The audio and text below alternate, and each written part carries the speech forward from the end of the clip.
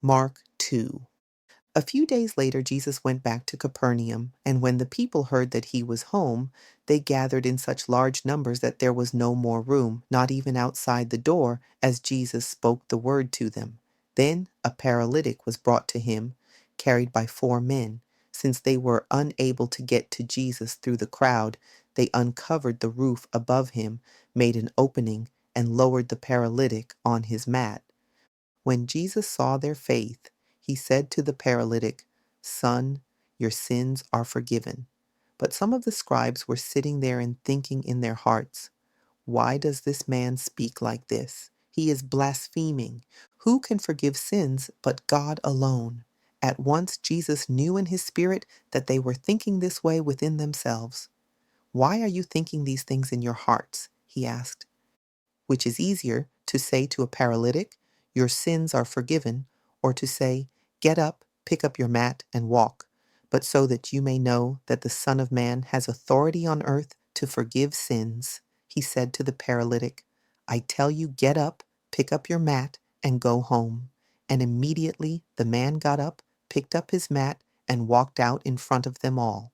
As a result, they were all astounded and glorified God, saying, "We have never seen anything like this." Once again, Jesus went out beside the sea. All the people came to him, and he taught them there.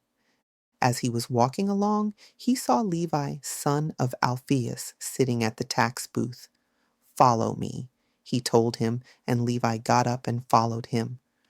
While Jesus was dining at Levi's house, many tax collectors and sinners were eating with him and his disciples, for there were many who followed him.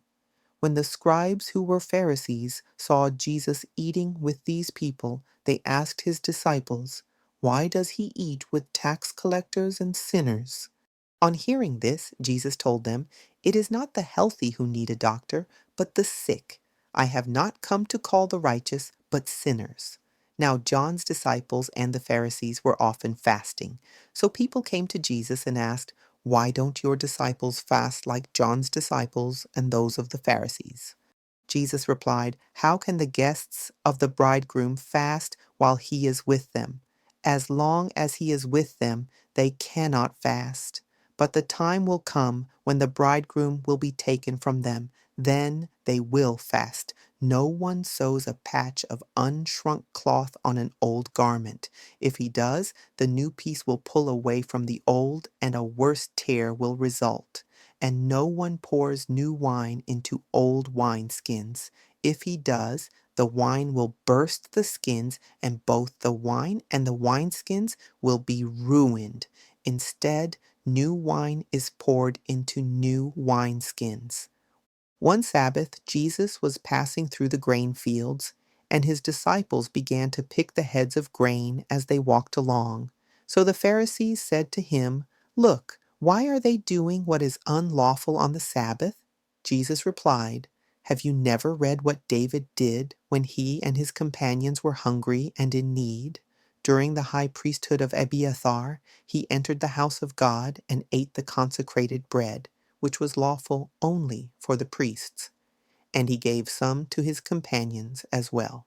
Then Jesus declared, "The Sabbath was made for man, not man for the Sabbath. Therefore, the Son of Man is Lord even of the Sabbath."